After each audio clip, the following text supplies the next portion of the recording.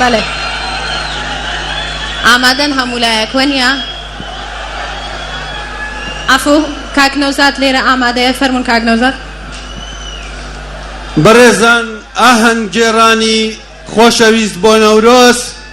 بە ناوی ئێوەی بەڕێز و خۆشەویست و سەرجەم کوردستانیان داوا لە جەنابی سەرۆک مەسعود بارزانی سەرۆکی هەرێمی کوردستان دەکەین پەیامێک پێشکەش بە کوردستانیان بکە بە بۆنەی نەورۆزی پیرۆز.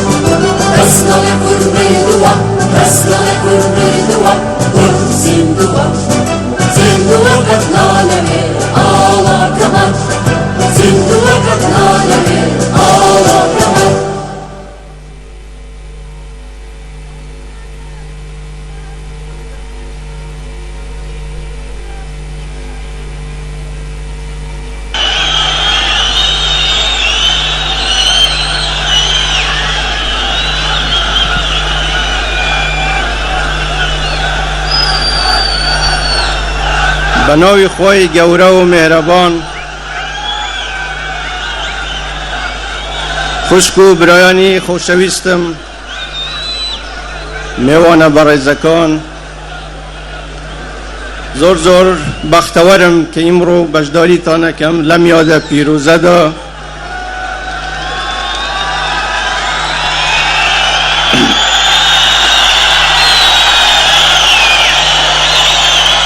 یادی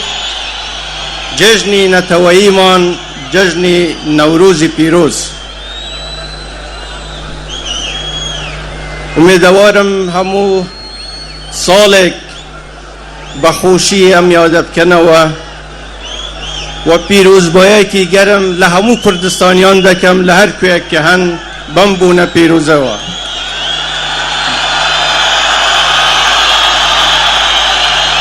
هەروەها پیرۆزبایی لە هەموو ئەو گەلانە دەکەم کە لەگەڵ ئێمەی کورد ئەم یادە دەکەنەوە و لەگەڵ ئێمە ڕزگاریان بوو لە دەستی دیکتاتۆری ئەو سەردەمە پێشی 2700 ساڵ.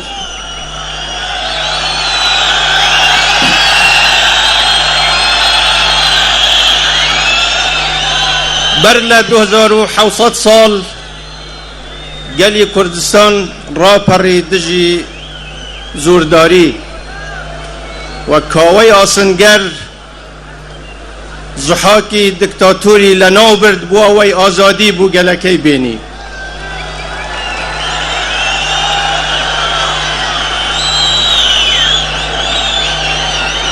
لەو چاوە و تا ئیمڕۆ و تا گەلی کوردستان مابی بە هیچ شێوەیەک ڕازی نابی بە ژیانی بندەستی و ژێردەستی.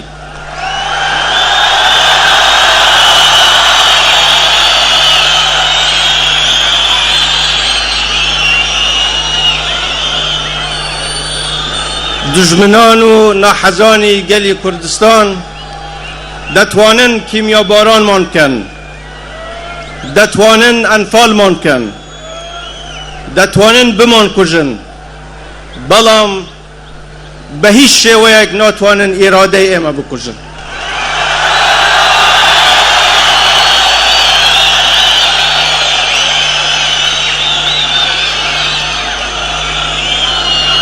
لبروا با کس خوی تاقی نکات و شر اراده لگل گلی کردستان کات.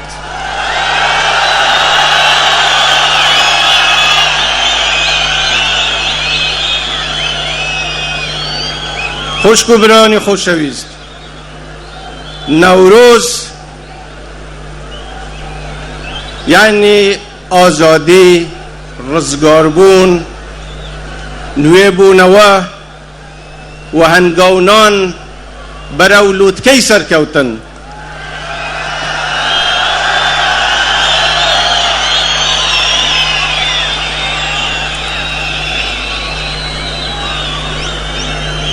و من لێرەدا بە پێویستی ئەزانم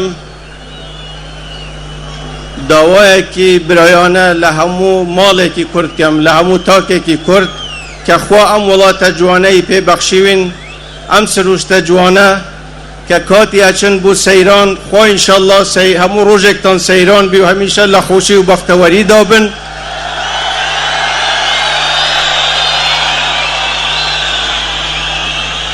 بلام جوانی ام سروشت و خاوینی ولاتکتان بپارزن.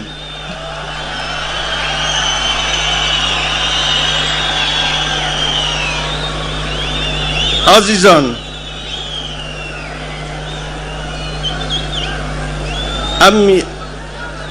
اما مناسبتی اول نیه من بچمناو وردکاری همو بابتکان، بلام دیسان به پیوستی ازانم آماجه بواب کم که رنگ هنده کسوات بگن که کشه ایمه کشه چند مسئله کی اداریه. نخیر، کشه ایمه کشه نتویه که کشه مافه کشه زمینه.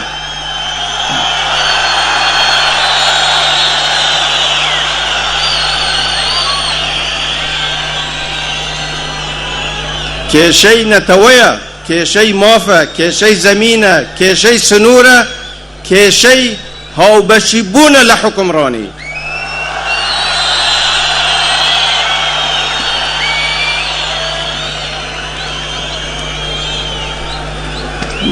کشکانی تر هموی لاوکین، اما یک کشه سرکی.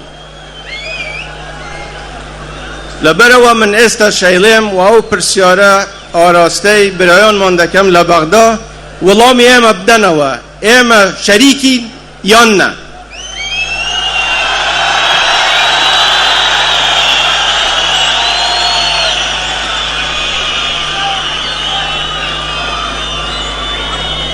لکوتایی دا من جاره کی تر نوروز لهمو کردستانیان پیروز دکم و گلی کردستان دلنیا دکم و ایما همیشه لگل رکوتنین لگل دیالوگین، بلام به همو بروایا که و پیتان علیم هریم آماده به همو احتمالاتی تریست.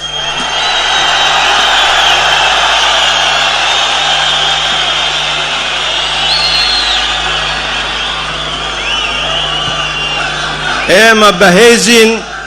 پشت بخوای گوره و به ایوه گلی کردستان.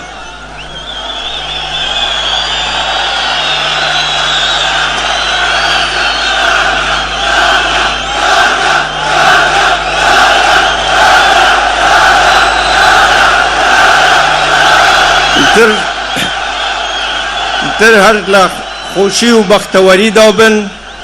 و انشالله همو روزکتان نوروز و جشن دبید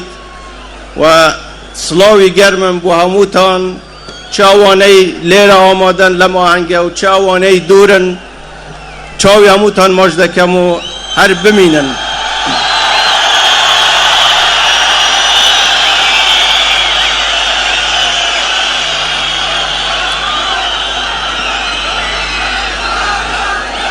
و ڕێگەم دەن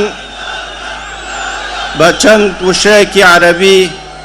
بە خێراتنی میوانە بەڕێزەکان بکەم، بە تایبەتی سەرۆکەکانی زانکۆکانی عەرەبی کە کۆنگرەیان لە هەولێر بەست و ئەمەش سەرکەوتنێکی تر بوو بۆ هەرێمی کوردستان و بۆ هەولێری پایتەخت.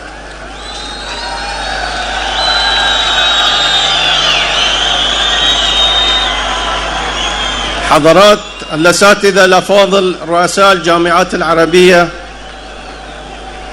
المشاركين في المؤتمر السادس والأربعين لاتحاد الجامعات العربية، اسمحوا لي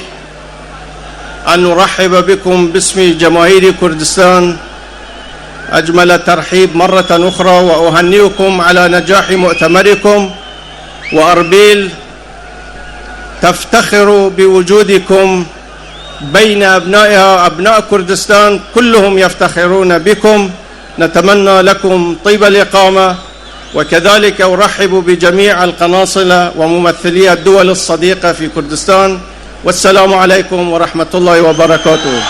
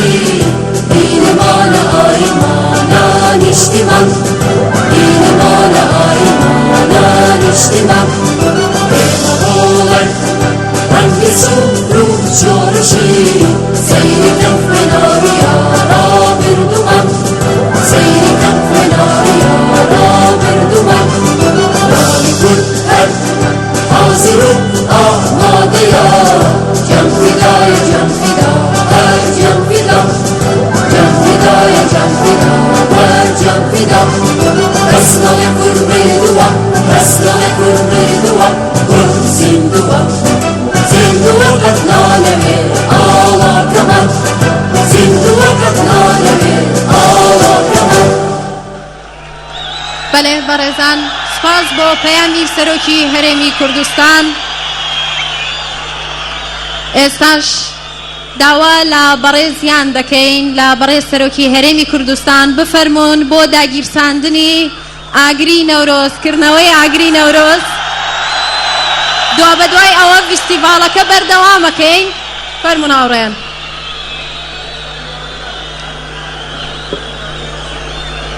أيها الجماهير المناضلة، أيها الجماهير المحتشدة في هذا اليوم العظيم، يوم نوروز، شعب كردستان العظيم، كردستان التاريخ والحضارة والثقافة والفن والأدب، أيها السادة الحضور،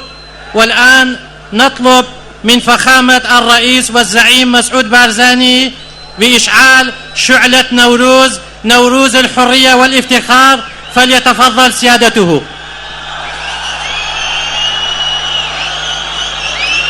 Now the Nowruz fire will be lighted by His Excellency President Masoud Barzani. Once again, Happy Nowruz 2713. خۆشەویستان، کەرنەڤاڵی فیشەکی هەوایی دەست پێ بوو. هەموو پێکەوە ئاڵاکانتان بەرزکەنەوە، ئاڵاکانی دەستان.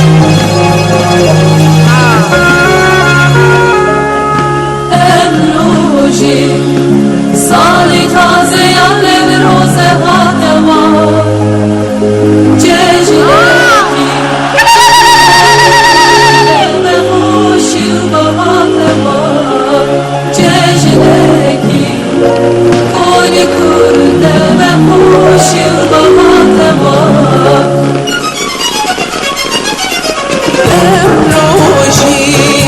سالی تازه نوروز هاتوا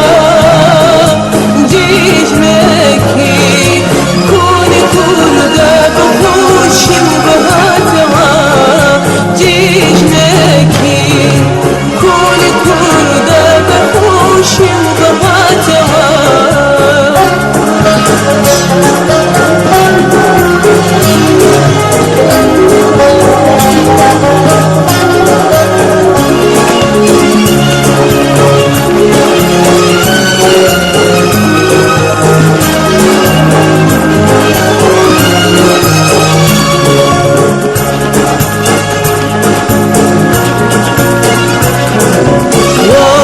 مشهلات لبندني برزي ولاتوا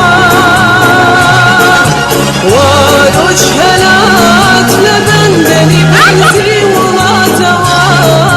ويني الشهيد رنقي شفق شمدر أداتوا أمروشي صاري تازي عدل روزة باتوا ججنكي كوني كرده بنوشي بهاتوا ججنكي كوني كرده بنوشي بهاتوا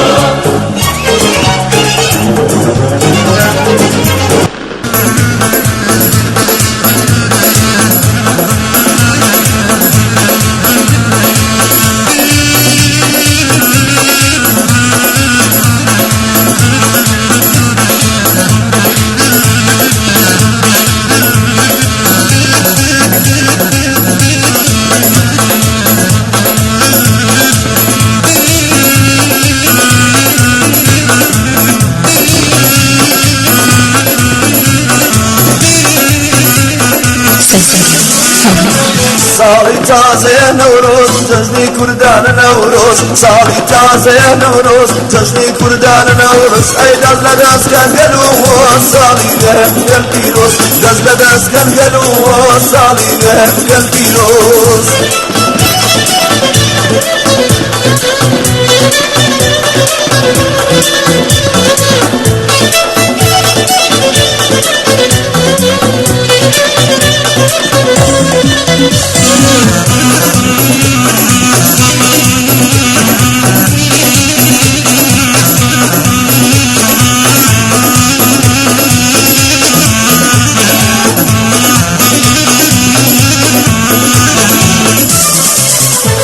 الشادي على تورلاوة أقري نورس كلاوة قامش في تمامات بديار بكر وقلاوة شانا زيدكم بخوم قلي كردم نسلاوة سوروس في وصوزك آلام والكراوة لتشاري دجمنان مكوش خلير واوة لتشاري دجمنان مكوش خلير واوة صالي تازة يا نوروز جشني كردان نوروز صالي تازة يا نوروز جشني كردان نوروز هاي نزل داس كان قالوا صالي كان بيروز نزل داس كان قالوا صالي كان بيروز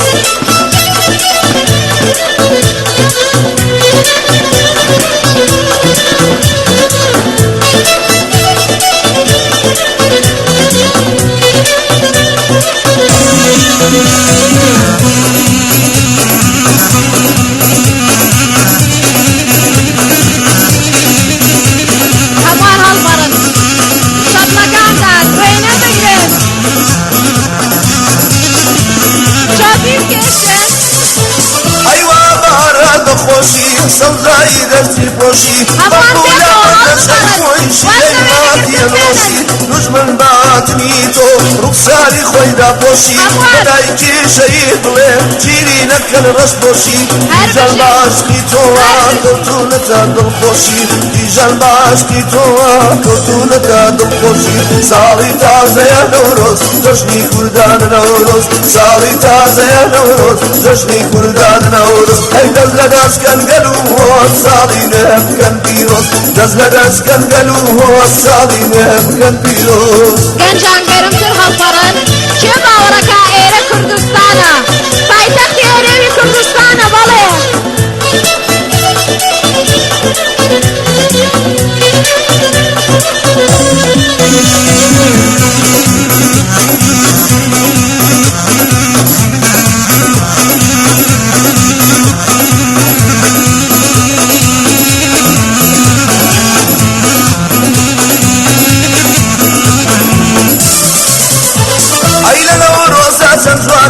الشاري سليماني باسی ماما یاربکم یا بشو دباشانی نگذاره هزار هزار خون دکم بقربانی دنیا تو سارشکری دمو آزارکانی نوروز بخیر هاتنکا هاتوا بمیوانی نوروز بخیر هاتنکا هاتوا بمیوانی ساڵی تازەیە نەورۆز جەژنی کوردان نەورۆز ساڵی تازەیە نەورۆز جەژنی کوردان نەورۆز ئەی دەست لە دەستکەن گەل و ساڵی نێکەن پیرۆز دەست لە دەستکەن گەل و ساڵی نێکەن پیرۆز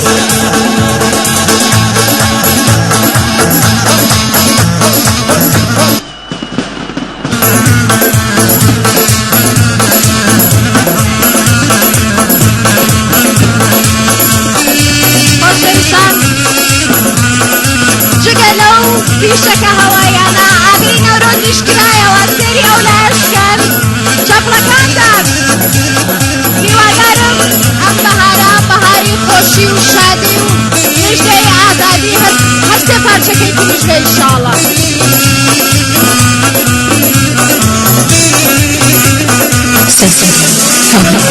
ساڵی تازەیە نەورۆز جەژنی کوردانە نەورۆز ساڵی تازەیە نەورۆز جەژنی کوردانە نەورۆز ئەی دەست لە دەستکەن گەل و ساڵی نێکەن پیرۆز دەست لە دەستکەن گەل و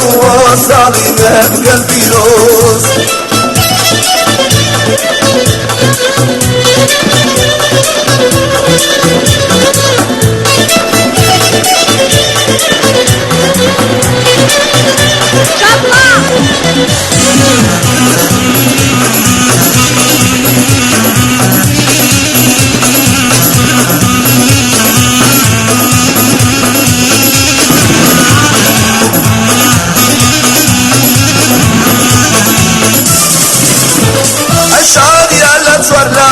ئەگری نەورۆز کراوە کاوشنی تەمامات بە دیار بەکر و قڵاوە شانازی دەکەم بەخۆم گەلی کوردم ناسراوە سوور و سپی و سەوز و زەر ئاڵامە وەڵ کراوە لە چاوی دوژمنانم وەکو چقڵێ ڕواوە لە چاوی دوژمنانم وەکو چقڵێ ڕواوە ساڵی تازەیە نەورۆز جەژنی کوردانە نەورۆز ساڵی تازەیە نەورۆز جەژنی کوردانە نەورۆز ئەی دەست لە دەستکەن گەل و ساڵی نێکەن پیرۆز دەست لە دەستکەن گەل و ساڵی نێکەن پیرۆز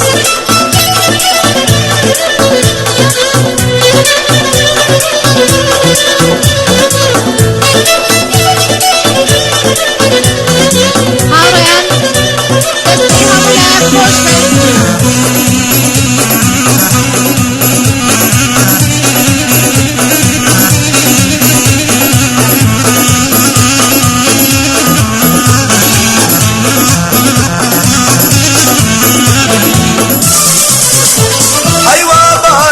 خۆش سەوزایی دەستی پۆشی بەپوولە بە نەشەی خۆیشی لە وڵاتیە نۆشی هاوڕێیان هەز بە چیەکەن بەڕاستی هیچ وشەیەک نییە بۆ دەربڕینی ئەو خۆشیە بۆ پێناسەکردن لەو جوانیە بەڵام ئەمەوێ بە چەپڵەیەکی زۆر گڕ و بەتین دەستخۆشی لە ئامادەکارانی ئەم فیستیڤاڵە بکەین بۆی ساڵێکی تر زیاتر دڵمان خۆشکەن چەپڵەکانتان بەڕێزان فیستیڤاڵ لەگەڵ ئێوەی خۆشەویست بەردەوامە بێ کەس ڕانەوەستێ ئاڵاکانتان بەرزەکەنەوە چۆپیەکێشن هەڵەپەڕن کەی فەگرین جارێکی کا پێشوازیەکەین لە هونەرمەندی زۆر خۆشەویست هونەرمەندی گەورە میکائیل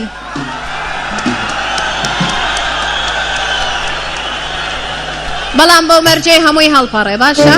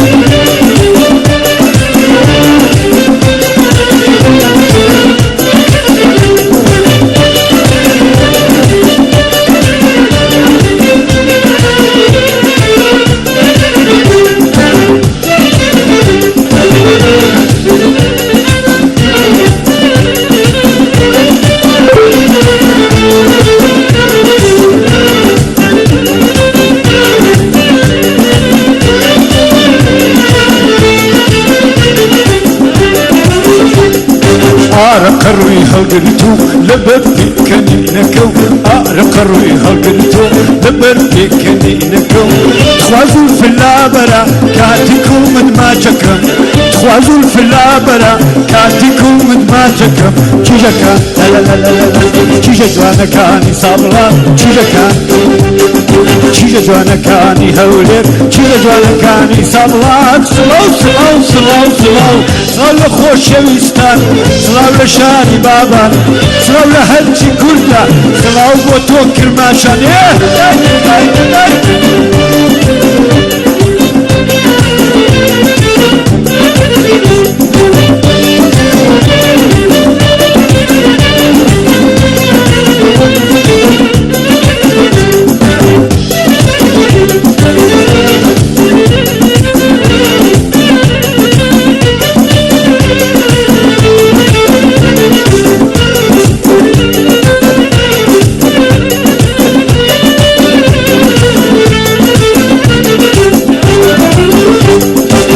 كان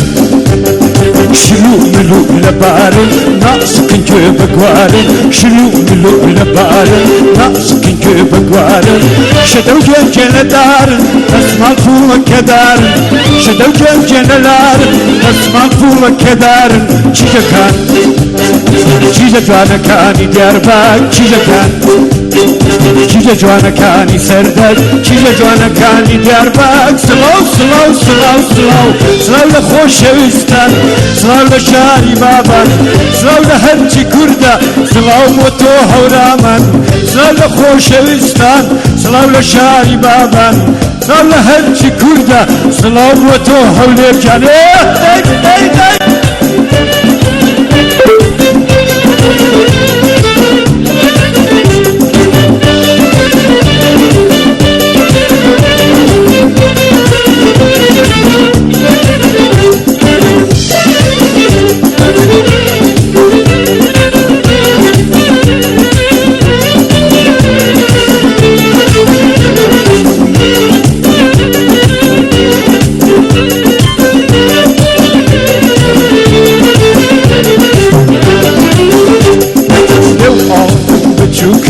خبشر رفاسوكن يو عالم بتشوكن خبشر رفاسوكن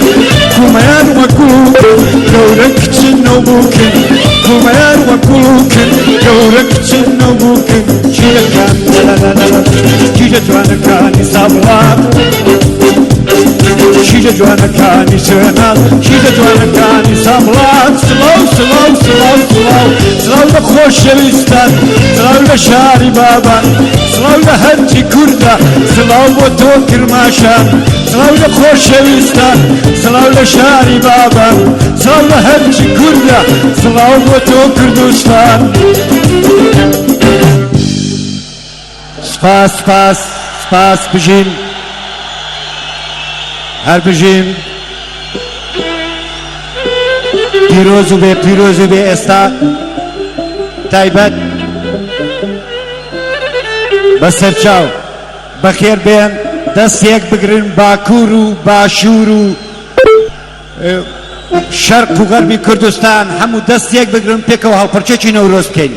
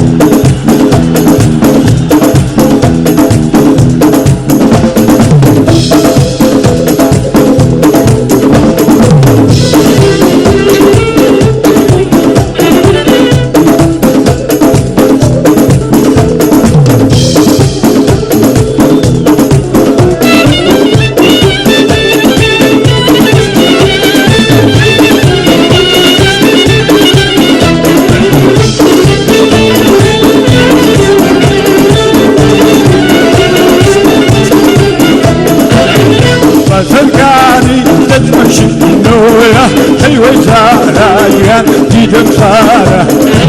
وفاتر كاني تتمشينويا أيوة زارايان ديدم زارا ناسك بودينم لبرينويا فلنجو دارا أيوة زارا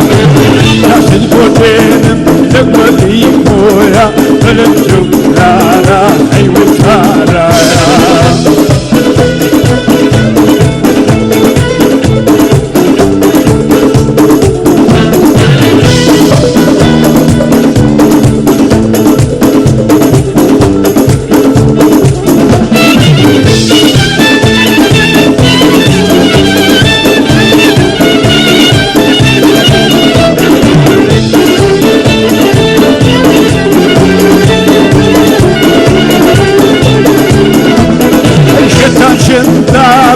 تتنكس نازان أيوة زاراجان ديدم زارا شتان شتابن تتنكس نازان أيوة زاراجان ديدم زارا ومن شتيتو تصنع دامان فلنتو دارا أيوة زارا ومن شتيتو تصنع دامان فلنتو دارا أيوة زارا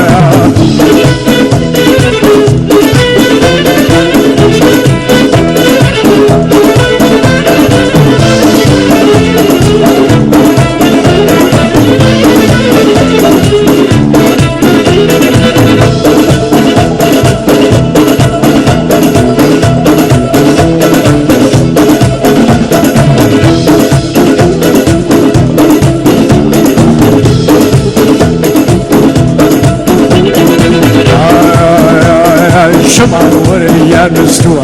عودنا محابة بيرانا ولا قلب شمال وريان مستوى عودنا محابة زلفي فريشان كدوى عودنا محابة شمال وريان مستوى عودنا زلفي فريشان كدوى عودنا محابة بتشاونا ديكو شوى عودنا محابة محابة محابة محابة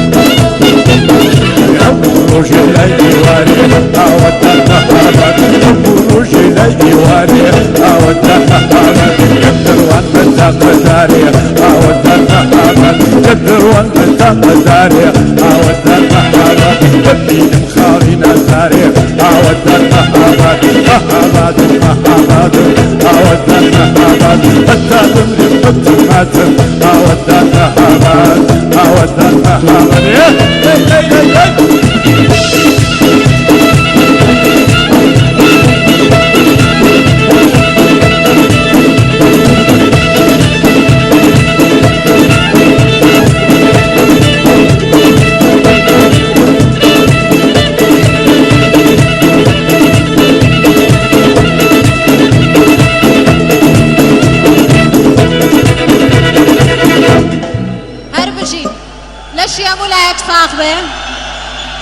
ماشاءالله ئەزانن من هیچ گوێم لە خۆم نییە باسی چیەکەم ماشاءالله دەنگی ئێوە زۆر بەرزە سەرشانۆ بۆ ئەوەی پێکەوە کاتێکی خۆش بەڕێ بکەین ئێستاش لەگەڵ گروپێکی هەڵپەرکێ تیپی نەتەوەیی هونەرە میلیەکانی هەولێر نمایشێکمان پێشکەشەکەن دوا بە دوای ئەوەش چەند هونەرمەندێکی کا بانگێشتەکەین بۆ پێشکەشکردنی چەند گۆرانیەک بەڵام دیسان دووبارە یەکەمەوە هاوڕێیان هەمومان پێمان خۆشە ئێوە کەیف خۆش بن دڵتان خۆش بێ سازدانی ئەم فیستیڤاڵەش تەنها لەبەر خاتری ئێوەیە لەبەر ئەوەی هیوادارم هاوکاری لایەنە ئەمنیەکان بکەن و لە هەمان کاتە لایەنی تەکنیکی و هونەری سەر شانۆ هاوکار نییە بۆ ئەوەی هەمووان بێنە ئێرە. فەرمونون پێکەوە بە چەپڵە پێشوازێکین لە تیپی نەتەوەیی هونەرە میلیەکانی هەولێر.